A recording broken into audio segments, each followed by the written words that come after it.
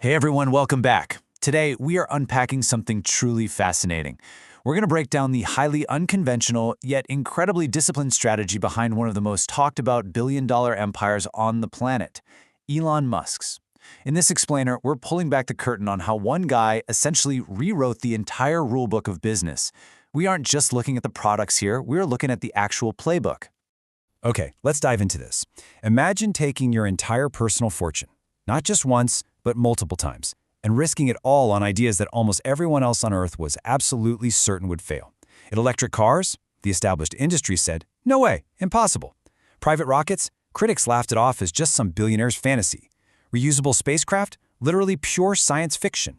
Yet today, despite all those early doubts, Musk is leading some of the world's most valuable companies. So, what exactly makes his strategy so wildly different from everyone else out there? Well, to really understand that, we literally have to rewind to a moment of absolute crisis. Right after helping create PayPal, Musk walked away a multimillionaire. Most people, they would have retired to a beach or invested in something totally safe. Musk did the exact opposite.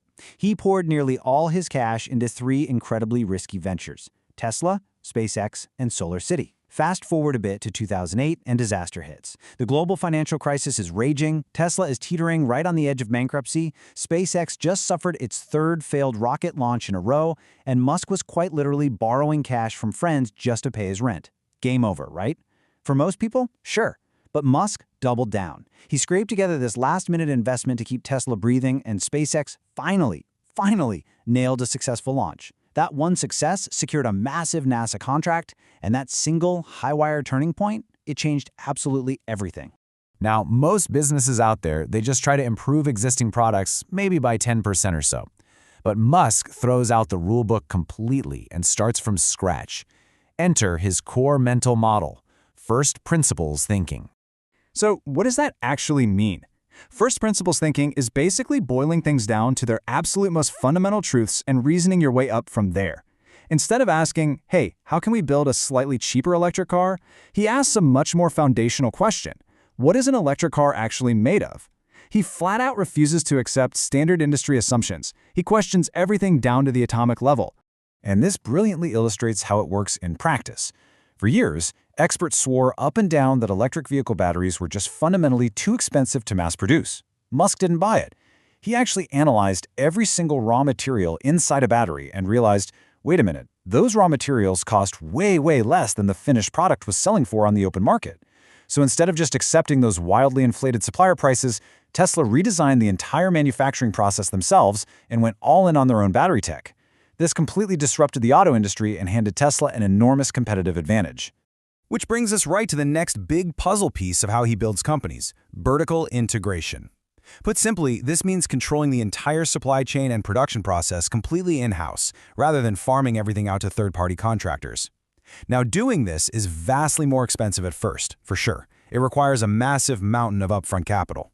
But it gives the company an incredible level of control, a crazy speed of innovation, and ultimately a much higher long-term profit potential that his competitors just can't match.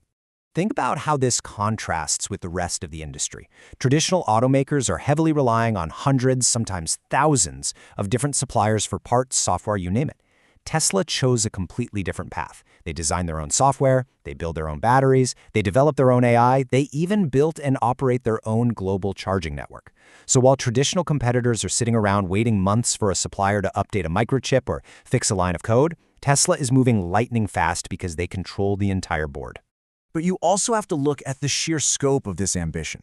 Most CEOs are just focused on selling you a product. Musk, he is focused on solving massive, existential, global problems. Tesla isn't just a car company. It's a sustainable energy company. SpaceX isn't just launching satellites. They are building the technology to make humanity multi-planetary, with actual missions to the moon and Mars. Then you've got Neuralink, pushing the absolute limits of brain-computer interfaces, and the Boring Company trying to fix urban traffic with underground transportation tunnels. He's not selling gadgets. He's selling a grand vision of the future. And it's exactly that massive vision that attracts the top-tier engineers, the ultra-loyal customers, and the investors who are willing to bet big on the impossible. Okay, get this. For years, while all the major traditional automakers were dropping billions of dollars on Super Bowl ads and flashy billboard campaigns, Tesla's traditional TV advertising budget was exactly zero. Literally $0. You're probably wondering, how is that even possible for a massive global brand? Well, it all comes down to this philosophy: earn attention, don't buy it. Elon Musk himself essentially became the entire marketing strategy. He realized that if you're actually doing things that are genuinely revolutionary, you really don't need to buy ad space. You just have to show people what you're doing. Think about the engine behind this. His global interviews, his viral social media posts, public appearances, they generate billions of views completely for free. I mean, every single live rocket launch, every crazy Cybertruck reveal event, even an over-the-air software update to the cars suddenly becomes front-page global news. It's this massive, free, earned marketing engine that magically turns standard company milestones into massive cultural events. Now, you definitely can't capture the world's attention like that if you're moving at a snail's pace. Musk firmly believes that speed is a primary competitive advantage. He demands his companies move way faster than anyone else in their respective industries. Engineers aren't supposed to spend years sitting in a room theorizing. They are actively encouraged to test their ideas rapidly in the real world. The workflow is aggressively fast. You test quickly. Sometimes things fail spectacularly, like giant fireball spectacular. But you don't panic. You treat that explosion as high-speed data gathering, and you immediately improve the design. To critics watching on TV, it looked like a total failure. But to Musk's engineers, it's just learning with fireworks. And what did all that rapid-fire iteration actually lead to? Reusable rockets. By fully embracing failure as a necessary step, SpaceX became the very first private company to routinely launch and land orbital rocket boosters. This didn't just look incredibly cool on video, it dramatically plummeted the cost of space travel and completely upended the entire aerospace industry. I know, seeing rockets explode might make it look like Musk is just out there wildly gambling his fortune away. But his strategy is actually deeply, intensely disciplined. These are very calculated risks. He studies the underlying tech obsessively. He makes sure to hire the absolute top engineering talent available anywhere. And he focuses specifically on industries where breaking through a difficult problem is going to create massive long-term value.